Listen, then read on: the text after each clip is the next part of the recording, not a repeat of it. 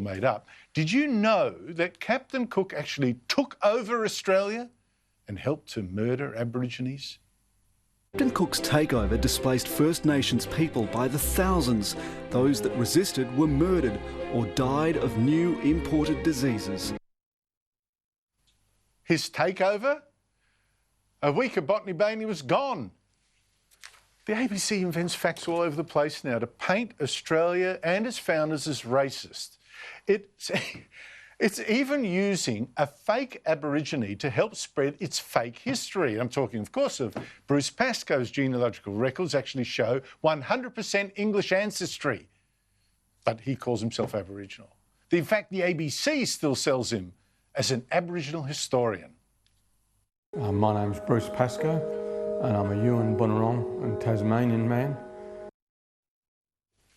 Don't try to tell the ABC he's not actually any of those things. It doesn't care. And Pascoe's now added to his inventions of race and history the claim that Australia was founded on slavery. Well, we didn't have slave ships in Australia because the slaves were already on the continent. We didn't need to ship people in here. Slavery, just like America. And he's an Aboriginal. You'll believe anything at the ABC. Naturally, this absurd claim was broadcast unchallenged by the ABC. I repeat, facts no longer count in this madhouse. You can make up stuff all you like about James Cook so that there are no statues of him anymore. None can be safe. But the giant statue of Ned Kelly, well, that can stay because he was a cop killer, and that's apparently fine. And anyone who stands against this madness, well, they've got to be racist too. And if they're not, make something up. Take this invention last night by the ABC's Media Watch, that I'm a racist who called Aborigines savages.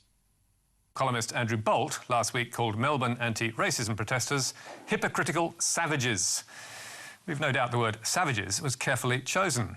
But why on earth would Bolt choose it? And why would his editors let him? Bolt famously lost one racial discrimination case in 2011 when he accused light-skinned people who identified as Aboriginal of doing so for personal gain. After his latest comments, could another one be on the way?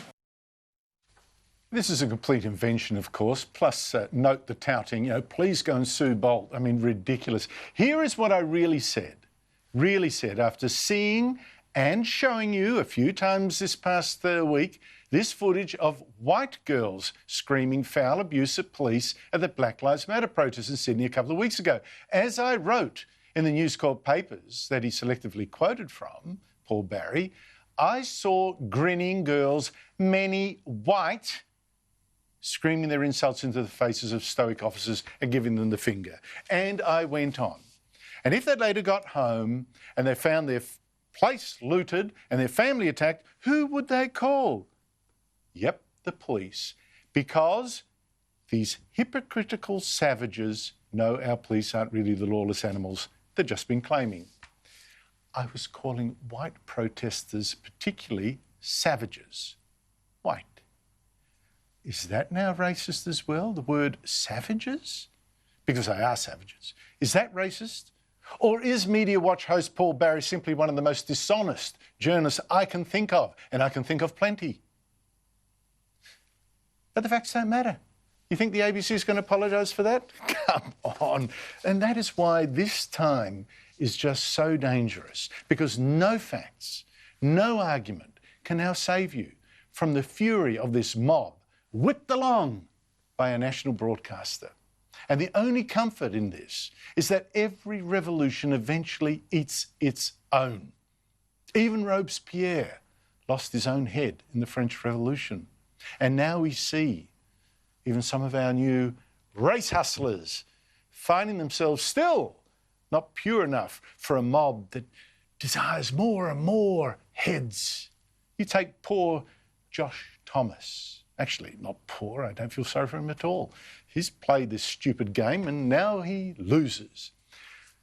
I told you last night that Thomas, a comedian,